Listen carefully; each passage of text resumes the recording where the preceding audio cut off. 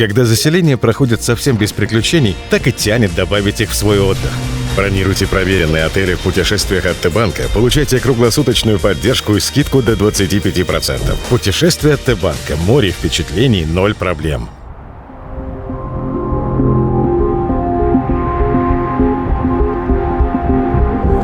Вот, смотри, вон человек.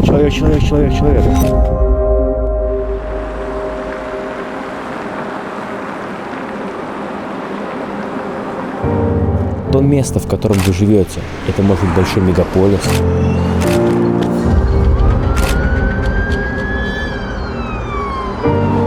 Или городок поменьше. А представьте, что вы одни. Совсем одни и вокруг ни души. На десятки километров.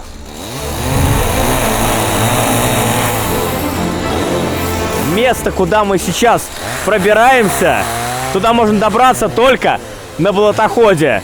И там живет человек.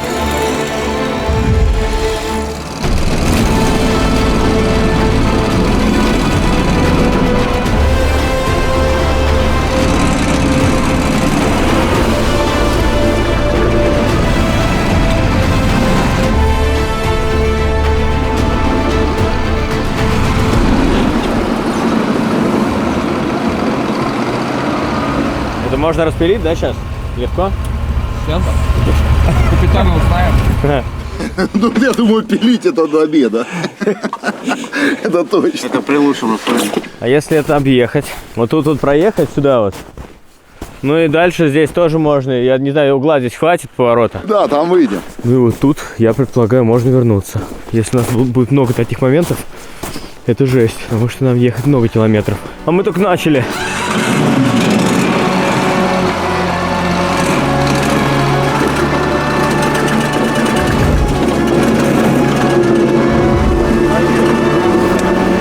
Вот так вот можно.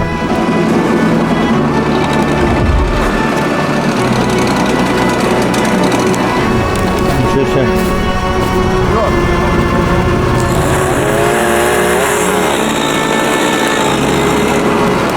Если мы это переедем вот так легко, это будет здорово.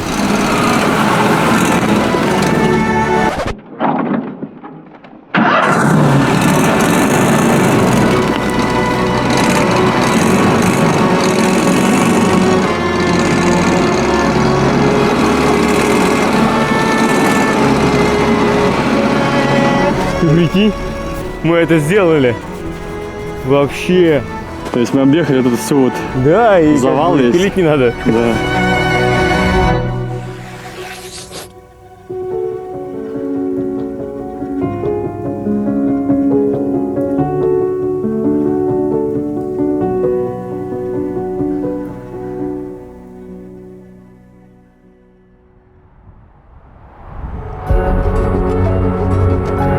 Мы отправились не в одну, а сразу в несколько дальних заброшенных деревень. В каждой из них живет всего лишь один житель.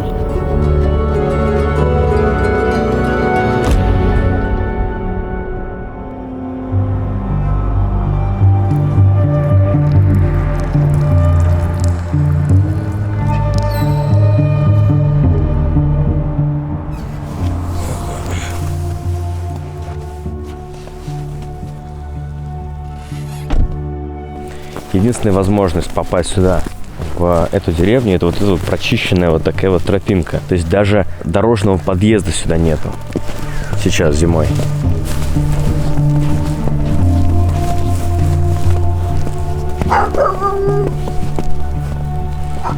Смотри, у него дорожка ведет к телеграфу, значит он общается. К таксофону, да.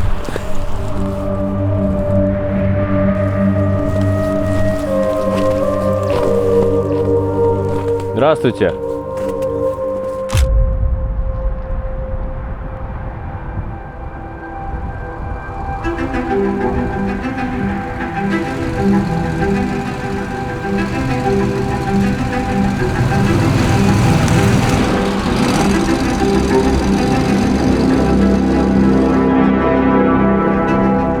Погода просто меняется молниеносно. Когда буквально еще 20 минут назад было солнечно. заволокло все тучами. И просто пошел густой снег.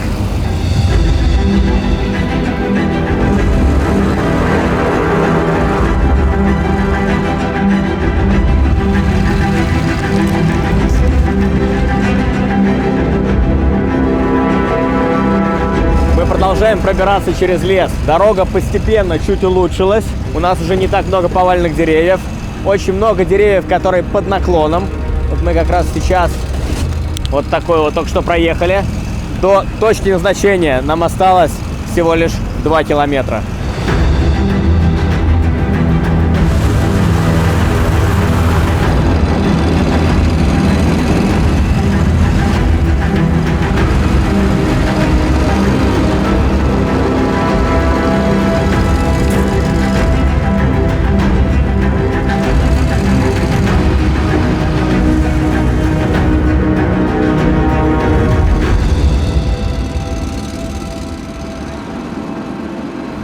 Подъехали чуть-чуть поодаль. Тут уже видно какие-то сооружения. Я пока не понимаю предназначения. Честно говоря, сток сена. Такой забор плетень. Там виднеется.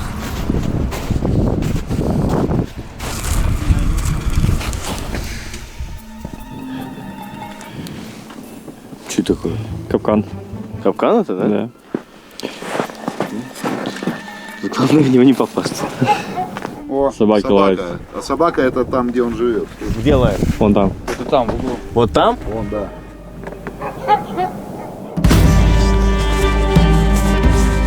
Так, что, мы, собственно говоря, идем. Взяли с собой тяжеленную коробку с консервами. Рюкзаки, понятно. Меня смущают только собаки, честно.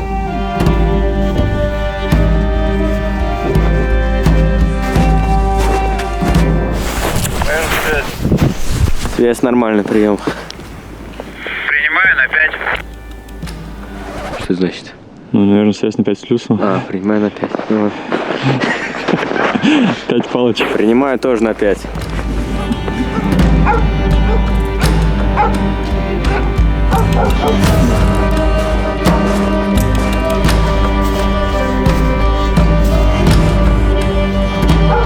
Такая тропиночка почищена. Гуляешь как? О, вышли мы на дорожку такую. Тропиночка так ровненько почищенная. Видно, что регулярно она чистится. И причем уходит на вот туда вот. По деревне туда вот куда-то. Видимо, здесь улица деревенская. Мы подъехали с той стороны, со стороны оврага.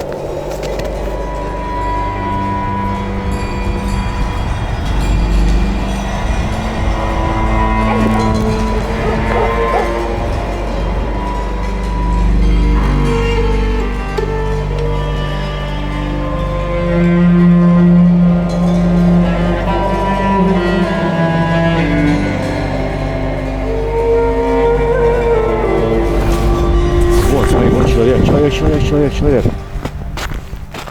Там, где вот какой-то желтый домик. Вон, вижу, да. Видишь? Находясь в деревнях, я ностальгирую по детству. Помните, когда мы были детьми, все пацаны во дворе, как правило, были либо за «Спартак», либо за «Динамо». Мы делились на команды, брали старые клюшки, у кого-то с отломным крюком, у кого-то замотной изолентой и играли до темноты. Коньки были далеко не у всех, но кого это останавливало? Мы бегали по льду прямо в ботинках. Самые крепкие ворота – это рюкзак. Самый честный судья – это тот, кто не играл в этом матче. Помните? А еще были вечера у телевизора. И даже если мы до конца не разбирались в правилах, мы все равно смотрели, переживали и безумно радовались каждой шайбе. Это было не просто время с семьей, это был ритуал, который объединял. Сейчас многое изменилось, но одно осталось прежним. Хоккей объединяет нас. Смотришь ли ты матч с друзьями или выходишь на лед сам, ты все равно чувствуешь этот дух. Когда речь идет о хоккее, Т-банк всегда в игре. Ведь Т-банк – генеральный партнер и официальный спонсор КХЛ. Активно поддерживает команды, помогает развивать спорт и создает новые традиции для всех, кто влюблен в хоккей. Хоккей – это мы с вами, и мы в одной команде. Приходите на матчи и болейте вместе с Т-банком.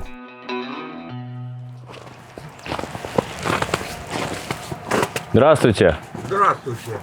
Мы к вам в гости. А мы не ждали. Меня Роман зовут. А вы знаете, заходите в дом. Хорошо. Откуда? Ну, мы сами из Москвы. Из Москвы? Да. Ой, мама дорогая. Вот интересное дело. Так, заходите. Заходите. О. Ух ты.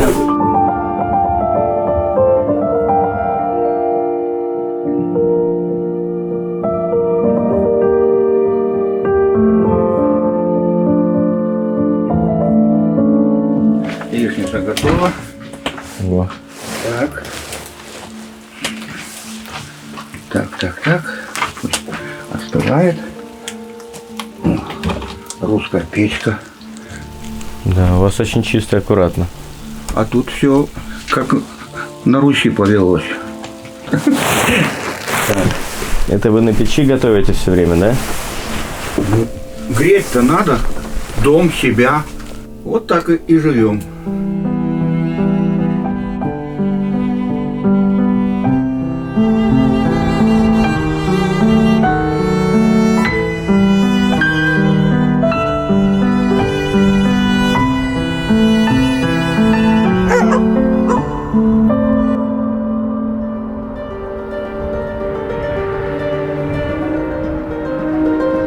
Вот, смотри, вон человек.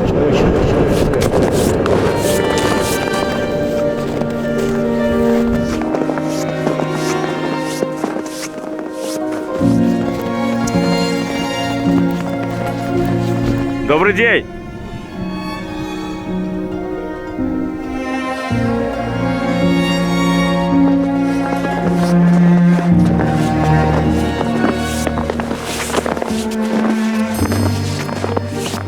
Санки слева.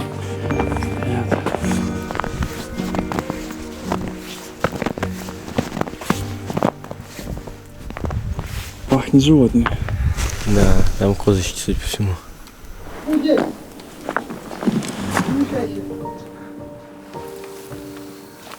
Здравствуйте. Добрый день. Рома. Дмитрий зовут меня. Александр. Александр, приятно. Скотину поил. В этой деревне вы один? Да.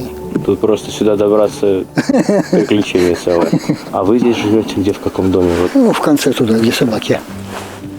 Просто туда и подошли, и вышли на эту тропинку. Собаки лаяли, и тут мы вас увидели издалека.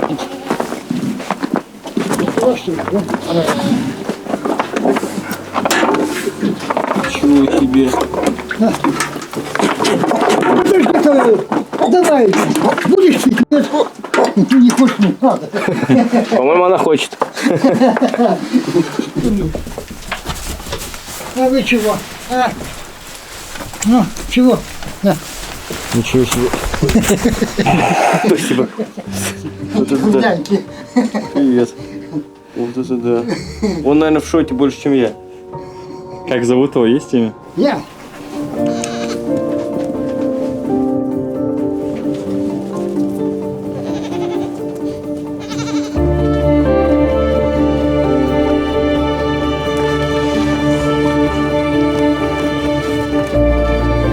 Для меня, честно говоря, шок, что мы пробирались куда-то. Ехали в такое вообще отдаление, не пойми куда. И тут вдруг мы оказываемся среди коз. Вот честно, вот я меньше всего мог себе представить.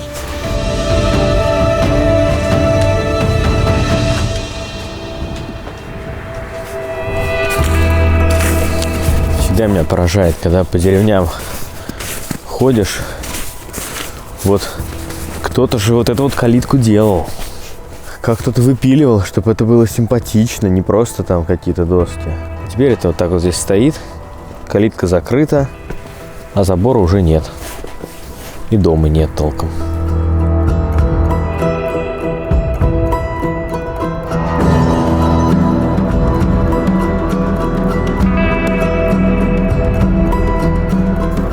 В общем, заехали мы в одну из деревень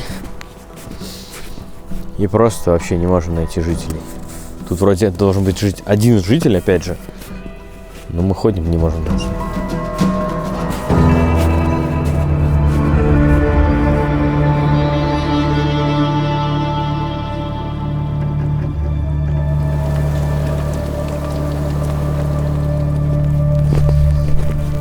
Окна все в пленке, да?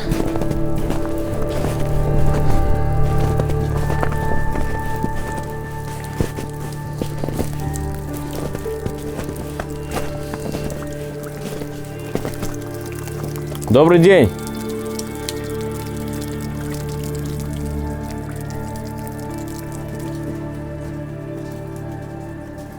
Добрый день!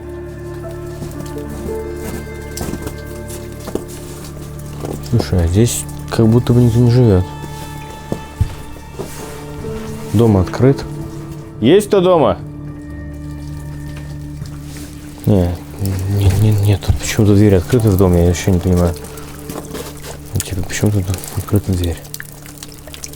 Ну ладно, пойдем дальше искать.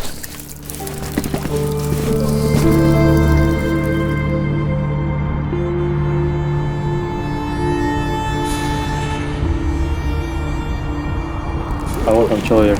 Здрасте.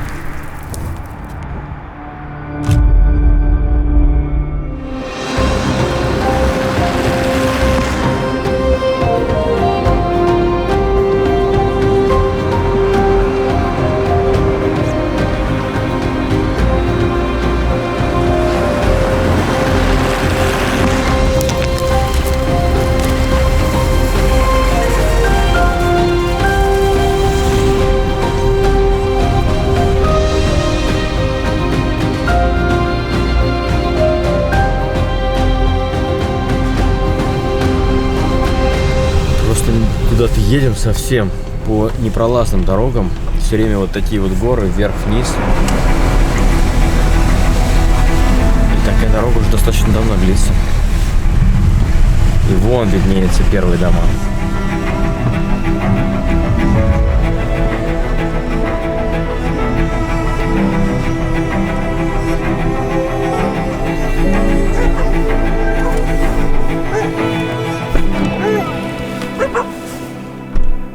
О, здрасте. Здрасте. В кинофильме говорится, откуда, куда, зачем. Меня Роман зовут. Очень приятно. Я Николай Васильевич. Дима.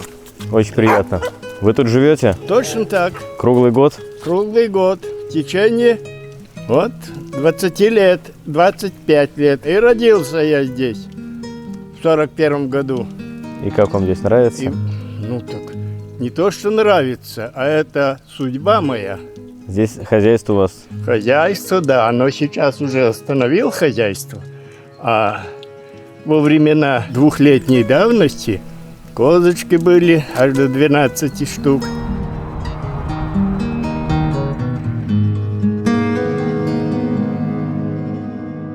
Скотину давно держу. Это уже, когда мама померла, по новой завел скотину, но уже мелкую. Один остался. Коровы здесь были, лошадь, куры, кролики. Лошадь была? Угу. Перепелов держал, и дауток, гусей. Там вот бобров запустил, пластинку сделал маленькую и искусственную нору. И бобров запустил, отловил. Это у меня целый заповедник.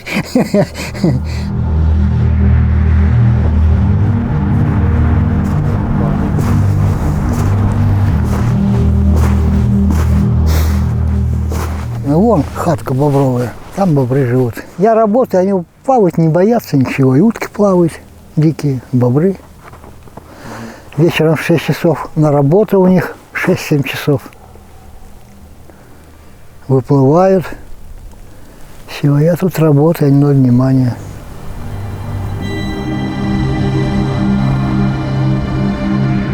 Всем возможно так жить, при желании. Вопрос в деньгах. Так, здесь их много не надо. Да. А стремиться зарабатывать их постоянно, чтобы загубить свое здоровье, заработать деньги. А потом заработать деньги, чтобы лечить здоровье-то. Смысл какой? Замкнутый круг получается. А здесь на природе здоровье есть. Вон к автолавке. 8 километров туда, 8 обратно с рюкзаком. Беру побольше хлеба, там, чтобы недели на 2 хватило. Зимой замораживаю. И все. Летом почаще, раз в неделю выхожу. А у вас электричество есть там в доме? Нету. А вот там человек. Человек? Здрасте.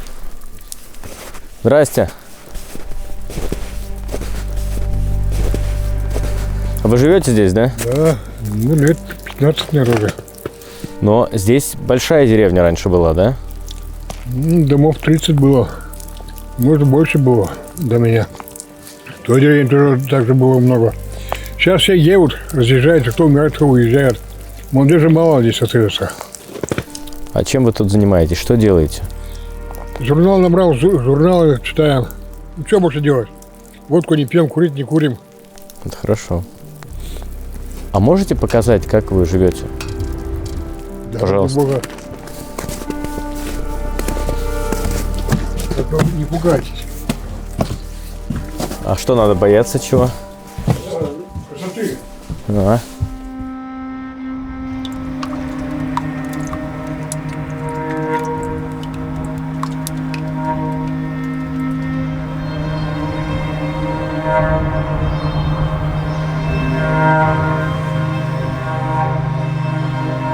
Я когда приехал сюда 31 год назад, этот домик продавали на дрова.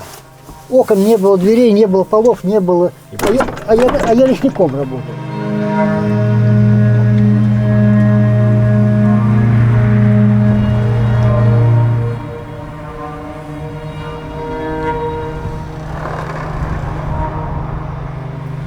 Тепло. Да, печка вон сам ложил. Заходи. У вас драночка сверху, я вижу, да, здесь? Да, чтоб себе не было. Она начала обшивать.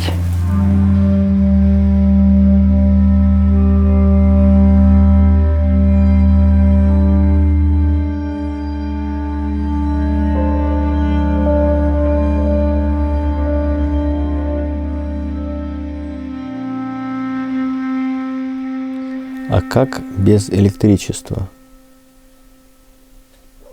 Да не знаю. Я в основном все больше на улице. А холодильник? Холодильник на улице. А летом? А летом? А у меня нет таких продуктов. В основном летом мясо-молочная диета, зимой мясная. А спите вы где? А, транзистор слушай, так и здесь усну. Прямо здесь, на этой на лавочке? Постелю, там матрас брошу. И все. Пока слушаешь, глядишь, уснул.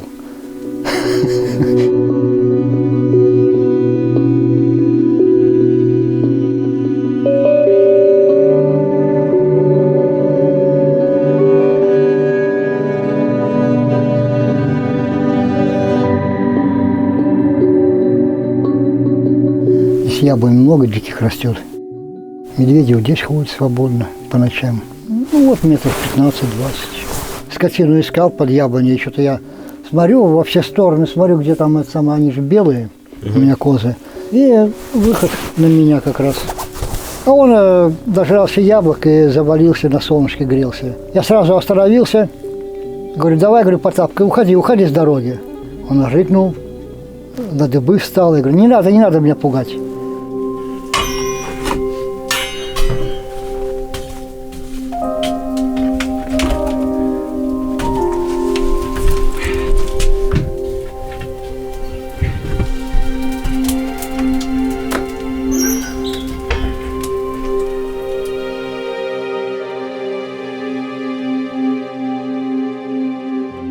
Я 12 лет охотник. Мне 75 будет вот.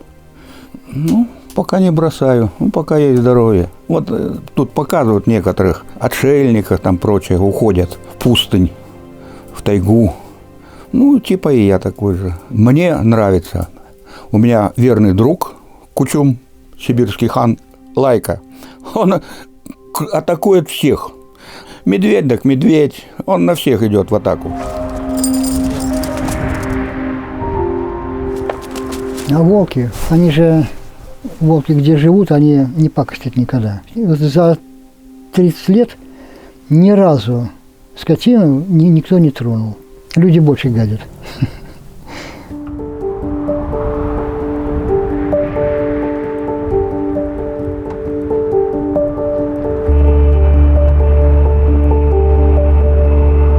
Я родился в 41-м. Папа ушел на войну 15 мая 41-го, а я 1 мая. И погиб. И мы как бы с братом и остались при маме. И мама бывала теряла сознание она нас содержала и кормила, а себе что оставалось. Поэтому уходила на работу еще, мы спали, а приходила с работы, мы уже спим. Она всегда нам писала записочку. Коля, Леша, попалите грядки, подметите там, наносите воды, наносите дров и так далее. Я иногда маленький заплачу, говорю: мама, слушай, ребятишки на рыбалку ходят, а я тут у тебя грядки поправ, то поправ. Она тоже сядет со мной, заплачет, да говорит: у ребятишек хоть инвалиды, но отцы здесь. Почти 50 лет прожили. Вы представляете, что такое боевая подруга? Мы с ней в болоте тонули.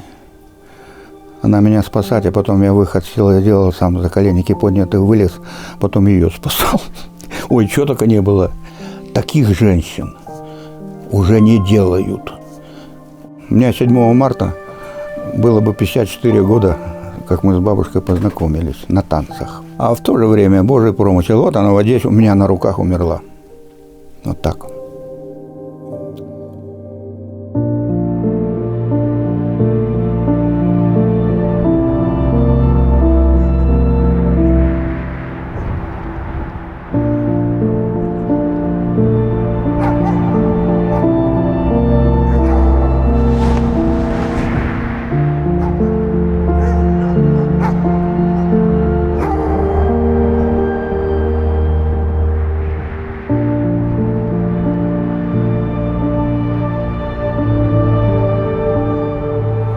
Какое самое яркое и счастливое событие в вашей жизни? Я тогда в экспедиции был, нефтяников работал.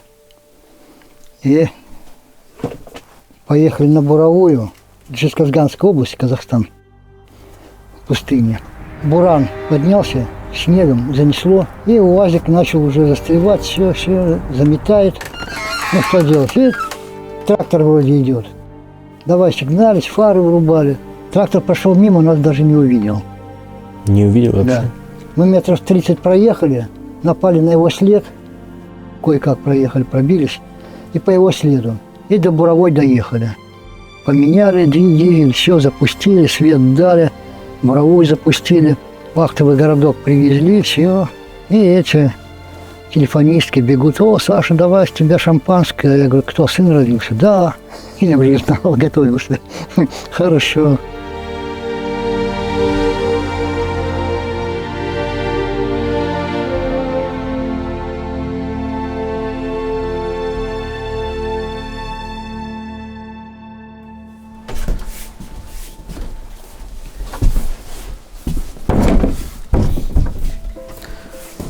И так и живем.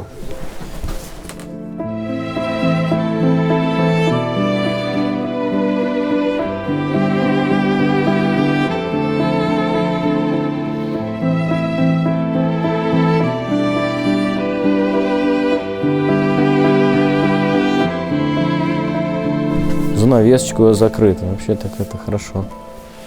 Ага. Так ровно пульты лежат. А работает телевизор-то?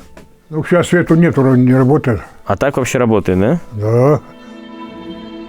У вас, тем не менее, вы говорите, не пугайся, у вас чистенько, уютненько. По-простому, но так хорошо. Мы в деревне так и живем по-простому. Угу. Я один живу, что мне? А то, что вот одни живете? Ничего, привычно.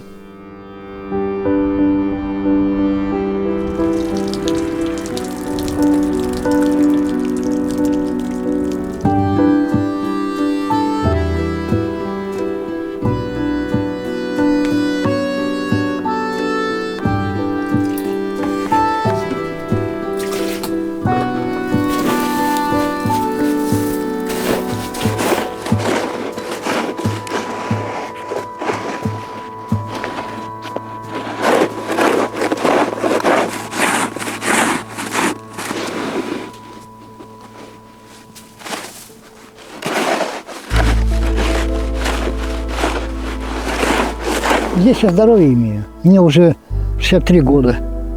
Бегаю с рюкзаками. За скотиной по лесу бегаю, ищу. Счастливый человек. Считаю, да.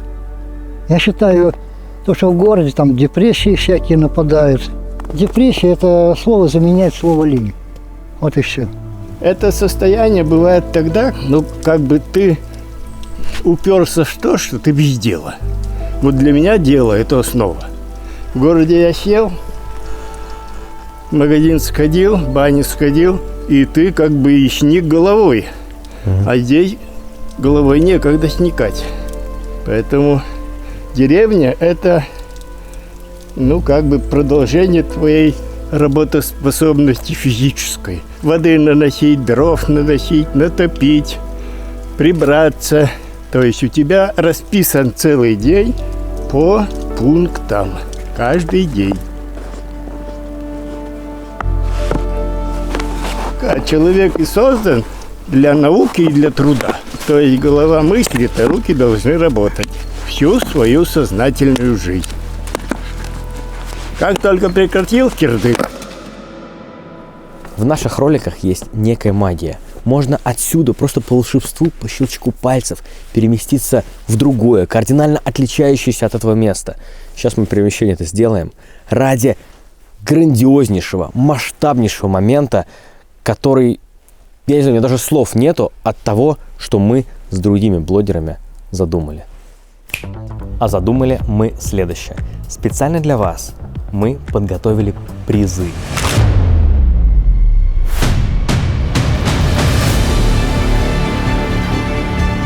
Объединились с нашими друзьями, блогерами и спонсорами, благодаря которым это стало возможным, спасибо им, и сделали масштабнейший, бесплатный, что очень важно, розыгрыш.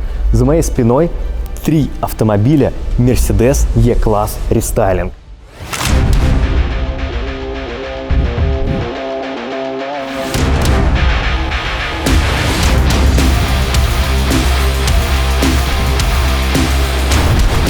Просто красотки, вот такие вот тачки.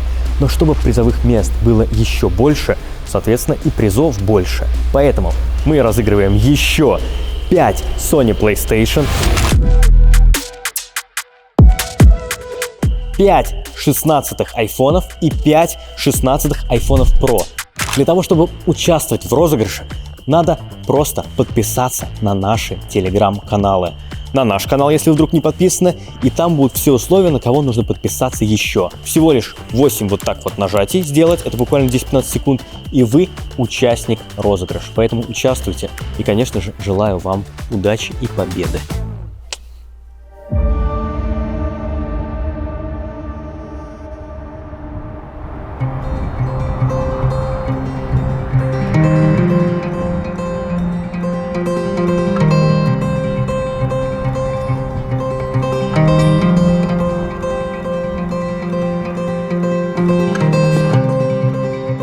Вот последний здесь жил, инвалид. Я его вывез отсюда на лошади, уже при смерти был. И в этом доме жил, да? Да. Это последний житель.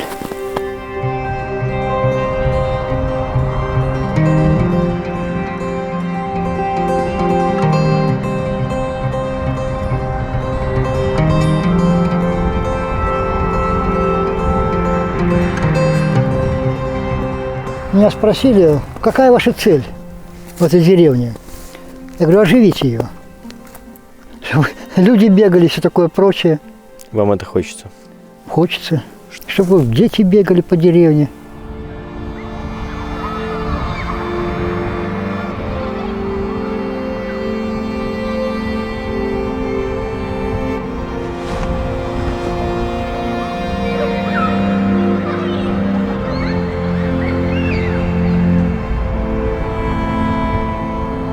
Мы живем в комфорте, в цивилизации. Признаться, и я так живу, и я очень люблю комфорт и стремлюсь к нему еще больше.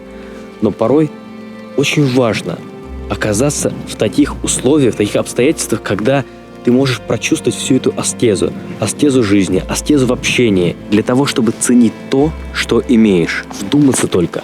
Прямо сейчас, в этот самый момент, какой-то одинокий старик доживает дни своей одинокой старости. И ему некому позвонить, ему некому сходить.